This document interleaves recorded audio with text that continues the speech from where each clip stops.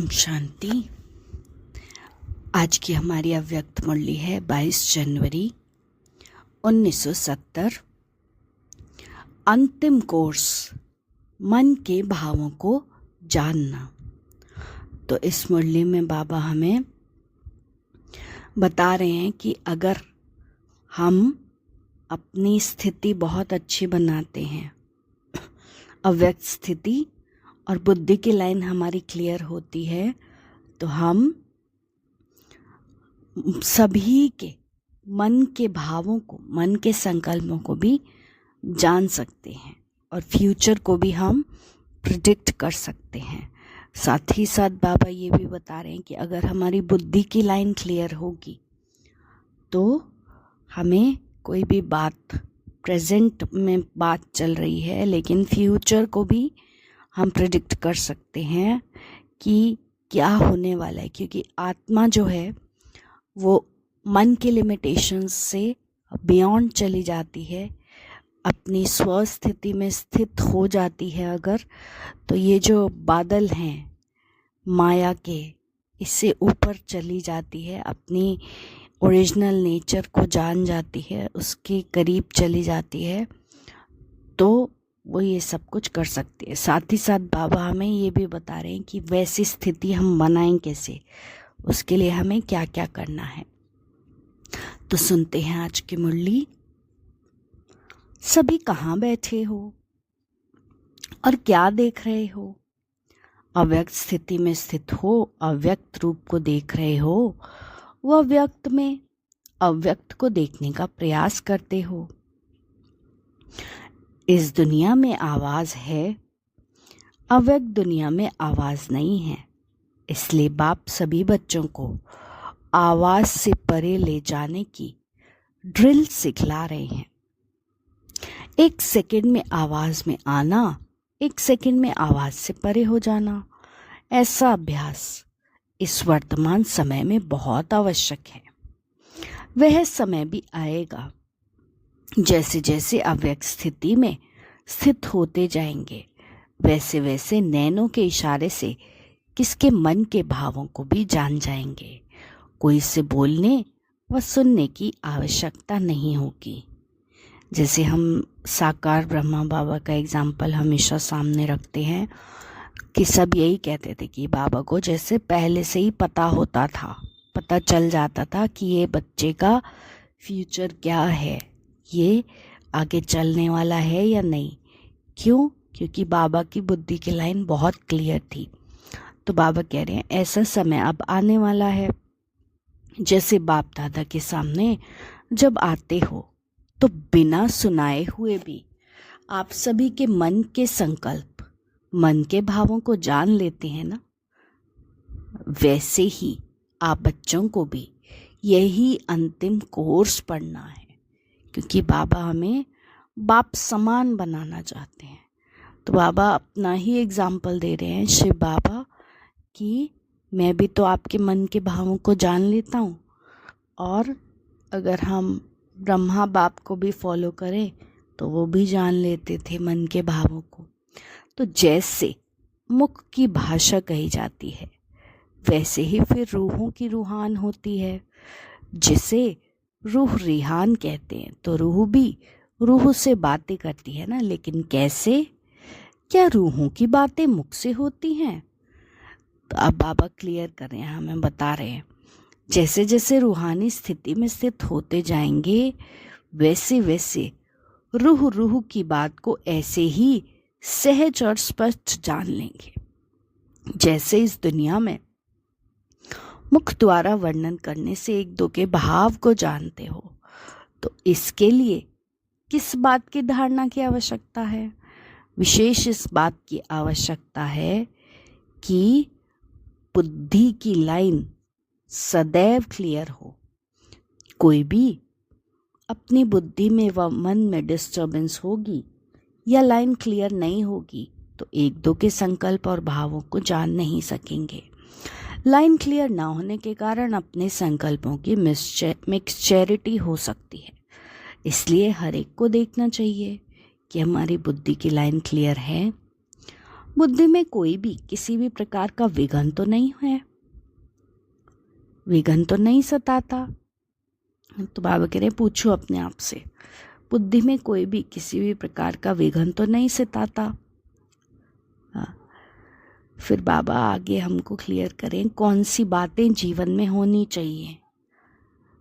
3 बातें जीवन में हैं, चेक करो, अटूट, अटल और अथक। ये तीनों बातें आपके जीवन में हैं। अगर इन तीनों में से एक बात की भी कमी है तो समझना चाहिए कि बुद्धि की लाइन क्लियर नहीं है। जब बुद्धि की लाइन क्लियर हो जाएगी तो उसकी स्थिति स्मृति क्या होगी, जितना जितना बुद्धि की लाइन क्लियर अर्थात पुरुषार्थ की लाइन क्लियर होगी, उतना उतना क्या स्मृति में रहेगा। कोई भी बात उनके सामने भविष्य ऐसा ही स्पष्ट होगा जैसे वर्तमान स्पष्ट होता है। उनके लिए वर्तमान और भविष्य एक समान हो जाएंगे। जैसे आजकल साइंसदानों ने कहाँ की बातों को इतना स्पष्ट दिखाया है, जो दूर की चीज़ भी नज़दीक नज़र आती है ना। हम दूरबीन से देख सकते हैं, दूर की चीज़ को नज़दीक से देख सकते हैं। ये साइंस की कमाल है। ये बाबा एग्जाम्पल दे रहे हैं। इसी रीति से जिनका पुरुषार्थ क्लियर होगा उनको भविष्य की हर बात दूर होते भी नज़दीक दिखाई पड़ेगी। जैसे आजकल टेलीविज़न में देखते हैं तो सभी स्पष्ट दिखाई पड़ता है ना। तो उनकी बुद्धि और उनकी दृष्टि टेलीविज़न की भांति सभी बातें स्पष्ट देखेगी और जानेगी, और कोई भी बात में पुरुषार्थ की मुश्किलात नहीं रहेगी। तो वह अनुभव है, वह अंतिम स्थिति की परख अपने आप में देखो, कहाँ तक अंतिम स्थिति के नज़दीक हैं। जैसे सूर्य अपने जब पूरे प्रकाश में आ जाता है तो हर चीज़ उसको स्पष्ट देखने में आती है ना। वैसे भी हम देखें, अगर सूर्य की रोशनी है, कहीं पर भी रोशनी है तो हर चीज़ स्पष्ट दिखाई देती है। लेकिन अगर अंधियारा है तो कोई भी चीज़ हमें स्पष्ट दिखाई नहीं देती। तो सूरज के प्रकाश में जो अंधकार है, धुंध है, वे सब खत्म हो जाता है। इस रीति जब सर्वशक्तिवान ज्ञान सूर्य के साथ अटूट संबंध है तो आप भी अपने आप में ऐसे ही हर बात स्पष्ट देखेंगे। हाँ, सारा अज्ञान का अंधियारा मिट जाएगा तो हर बात स्पष्ट दिखने में आएगी। और जो चलते चलते पुरुषार्थ में माया, अंधकार व धुंध आ जाता है, जो सत्य बात को छिपाने वाले हैं, वे हट जाएंगे। इसके लिए सदैव 2 बातें याद रखना। आज के इस अलौकिक मेले में जो सभी बच्चे आए हैं, वे जैसे लौकिक, अब बाबा एग्जाम्पल दे रहे हैं लौकिक मेले का, जैसे लौकिक बाप अपने बच्चों को मेले में ले जाते हैं तो जो स्नेही बच्चे होते हैं उनको कोई ना कोई चीज़ लेकर देते हैं, खरीद करके देते हैं बच्चों को। तो बाप दादा भी आज इस अनोखे मेले में सभी बच्चों को कौन सी अनोखी चीज़ देंगे। आज के इस मधुर मेले का यादगार बाप दादा क्या दे रहे हैं? सदैव, हाँ, ये बाबा हमें गिफ्ट दे रहे हैं। हम बच्चों को क्या गिफ्ट दे रहे हैं? सदैव शुभ चिंतक और शुभ चिंतन में रहना। ये बाबा की आज हमें गिफ्ट मिल रही है। सदैव शुभ चिंतक और शुभ चिंतन में रहना। शुभ चिंतन और शुभ चिंतन, ये 2 बातें सदैव याद रखना। शुभ चिंतन और शुभ चिंतक।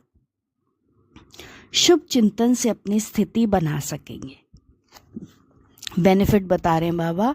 शुभ चिंतन का बेनिफिट क्या है? शुभ चिंतन से अपनी स्थिति बनाने में हेल्प मिलती है, क्योंकि अच्छा चिंतन चलता है तो अपनी स्थिति अच्छी बन जाती है। और शुभ चिंतक बनने से मतलब दूसरों के प्रति अच्छी चिंतन करने से, दूसरों के प्रति अच्छे भाव रखने से क्या होगा? अनेक आत्माओं की सेवा करेंगे। तो 2 चीज़ें, एक शुभ चिंतन अपनी स्थिति बनाने के लिए और शुभ चिंतक दूसरों के लिए। तो आज ये वतन से आए हुए सभी बच्चों के प्रति अविनाशी सौगात है। फिर बाबा पूछ रहे हैं, बाप दादा का स्नेह अधिक है या बच्चों का अधिक है? कोई कोई बच्चे सोचते होंगे हम सभी का स्नेह बाप दादा से ज़्यादा है। कोई कोई का है भी, लेकिन मेजॉरिटी का नहीं है। स्नेह है लेकिन अटूट और एकरस स्नेह नहीं है। बच्चों का स्नेह रूप बदलता बहुत है, बाप दादा का स्नेह अटूट और एकरस रहता है। तो अब बताओ किसका स्नेह ज़्यादा है? बाप दादा बच्चों को देखते हैं तो त्रिनेत्री होने से बच्चों के तीनों ही रूप देखते हैं। ये कौन से तीन रूप? जैसे आप बच्चे बाप को तीन रूप से देखते हो ना, लेकिन बाप आप बच्चों को तीन रूप से देखते हैं। पहला बता रहे हैं बाबा रूप बच्चों का।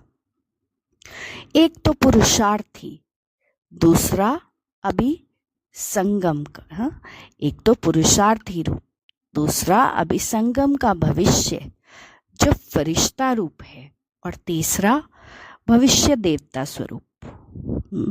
पहला पुरुषार्थी स्वरूप, दूसरा फरिश्ता स्वरूप, और तीसरा भविष्य देवता स्वरूप। तीनों का साक्षात्कार होता रहता है। तीनों ही रूप एक एक ऐसे ही स्पष्ट देखने में आते हैं जैसे वर्तमान ये देह का रूप इन आँखों से स्पष्ट देखने में आता है। इस रीति दिव्य नेत्र द्वारा ये तीनों रूप स्पष्ट देखने में आते हैं। जैसे इन आँखों से देखी हुई चीज़ का वर्णन करना सहज होता है ना, सुनी हुई बात का वर्णन करना मुश्किल होता है, लेकिन देखी हुई बात का वर्णन करना सहज होता है और भी स्पष्ट भी होता है। तो इन दिव्य नेत्रों व अव्यक्त नेत्रों द्वारा हर एक के तीनों रूप, बाबा बच्चों का, संगम का, पुरुषार्थी, फरिश्ता और देवता रूप, तीनों रूप देख रहे हैं। वैसे ही आप सभी को भी एक दो के तीनों रूप देखने में आएंगे। अभी यथा योग यथा शक्ति है ना, लेकिन कुछ समय बाद यथा शब्द खत्म हो जाएगा और हर एक अपने अपने नंबर प्रमाण संपूर्णता को प्राप्त हो जाएंगे। तो बाप दादा आप सभी के संपूर्ण मुखड़े देखते हैं। संपूर्णता नंबरवार होगी। माला के जो 108 मणके हैं, तो नंबर 1 मणका और 108 दोनों को संपूर्ण कहेंगे कि नहीं? विजयी कहेंगे कि नहीं? विजयी रतन अर्थात अपने नंबर प्रमाण संपूर्णता को प्राप्त हो। उनके लिए सारे ड्रामा के अंदर वही संपूर्णता की फर्स्ट स्टेज है। जैसे सतयुग में विश्व महाराजन तो 8वां भी कहलाएगा, जो 8वें नंबर का होगा वो भी कहलाएगा। लेकिन फर्स्ट विश्व महाराजन की सृष्टि के संपूर्ण सुख और 8वें के संपूर्णता के सुख में अंतर तो होगा ना। बाबा अंतर बता रहे हैं डिग्री में, कैसा अंतर होगा? दोनों सेम तो नहीं होंगे। ऑब्वियसली फर्स्ट वाले को ज़्यादा मिलेगा और 8th वाले तक कम हो जाएगा। वैसे ही यहाँ भी हर एक अपने अपने नंबर प्रमाण संपूर्णता को प्राप्त हो रहे हैं। इसलिए बाप दादा संपूर्ण स्टेज को देखते हैं और वर्तमान समय के पुरुषार्थ को देखते हैं, क्या है और क्या बनने वाले हैं। फिर बाबा बच्चों के क्वेश्चन का आंसर दे रहे हैं। आपने पूछा ना वतन में क्या बैठ करते हो? यही देखते रहते हैं, अव्यक्त सहयोग देने की सर्विस करते हैं। बाबा यही देखते रहते हैं बच्चे क्या कर रहे हैं और अपना सहयोग देते हैं। सभी समझते हैं बाप दादा वतन में पता नहीं क्या बैठ करते होंगे, लेकिन सर्विस की स्पीड साकार वतन से वहाँ तेज है। ये ब्रह्मा बाबा साथ साथ अपना अनुभव सुना रहे हैं कि मैं यहाँ तो इतनी सर्विस नहीं कर पाता था जितनी वहाँ करता हूँ। तो अभी मुक्त है, अपने प्रति नहीं लेकिन सर्व आत्माओं के प्रति हैं। जैसे इस शरीर को छोड़ना और लेना ये अनुभव सभी को है ना, वैसे ही जब चाहो तब शरीर का भान छोड़ बिल्कुल अशरीरी बन जाना, और जब चाहो तब शरीर का आधार लेकर कर्म करना, ये अनुभव है ना। तो इस अनुभव को अभी और बढ़ाना है। तो फिर ऐसे ही अनुभव होगा जैसे ये स्थूल चोला बिल्कुल अलग है और चोले को धारण करने वाली आत्मा बिल्कुल अलग है। तो ये अनुभव अब ज़्यादा होना चाहिए। सदैव यही याद रखो कि अब गए कि गए, सिर्फ सर्विस के निमित्त शरीर का आधार लिया हुआ है, लेकिन जैसे ही सर्विस समाप्त हो वैसे ही अपने को एकदम हल्का कर सकते हैं। जैसे आप लोग कहाँ भी ड्यूटी पर जाते हो, फिर वापस घर आते हो ना, तो अपने को हल्का समझते हो। ड्यूटी की ड्रेस बदल कर घर की ड्रेस पहन लेते हो, और घर की ड्रेस जब पहनते हैं तो बहुत लाइट फील होता है, अच्छा फील होता है। तो बाबा यही कह रहे हैं, वैसे ही सर्विस प्रति ये शरीर रूपी वस्त्र का आधार लिया, फिर सर्विस समाप्त हुई तो इन वस्त्रों के बोझ से हल्के और न्यारे हो जाने का प्रयत्न करो। एक सेकंड में चोले से अलग कौन हो सकेंगे? अगर टाइटनेस होगी तो अलग हो नहीं सकेंगे। कोई भी चीज़ अगर चिपकी हुई होती है तो उसको खोलना मुश्किल होता है। हल्के होने से सहज ही अलग हो जाता है ना। वैसे भी हम देखें, कोई भी टाइट वस्त्र होते हैं उसमें कंफर्टेबल फील नहीं होता, लूज क्लोथ्स में फील होता है कंफर्टेबल। तो बाबा यही कह रहे हैं कि टाइटनेस हटाओ। वैसे ही अगर अपने संस्कारों में कोई भी ईजीपन नहीं होगा, फिर अशरीरीपन का अनुभव नहीं कर सकेंगे। सुनाया था ना क्या बनना है? ईजी और अलर्ट। ये भी नहीं कि एक्स्ट्रा ईजी बन जाओ, ईजी और अलर्ट ऐसे भी नहीं, ऐसा ईजी रहें जो माया भी ईजीली आ जाए। कोई समय ईजी रहना पड़ता है, क्योंकि ईजी से हम अलबेलेपन की ओर चले जाते हैं, वो भी नहीं कह रहे बाबा। कोई समय अलर्ट रहना पड़ता है, तो ईजी और अलर्ट ऐसे रहने वाले इस अभ्यास में रह सकेंगे। बाप दादा कोई बच्चों को कोई नया नहीं देख रहे, क्योंकि जब बाप दादा तीनों ही कालों को जानते हैं तो नया कैसे कहेंगे। इसीलिए सभी अति पुराने हैं। तो अपने को नया नहीं समझना, अति पुराने बच्चे हो। बाबा कह रहे हैं मेरे अति पुराने सिके लदे बच्चे हो। ये भी कभी नहीं बोलना कि पुरुषार्थ करेंगे देखेंगे, नहीं। जो लास्ट आए हैं उनको यही सोचना है कि हम फास्ट जाएंगे। कभी भी ये नहीं सोचना कि हम तो पीछे आए हैं तो प्रजा बन जाएंगे, नहीं। पीछे आने वालों को भी अपना अधिकार राज्य पद पाने का लेना है। अच्छा, ओम शांति।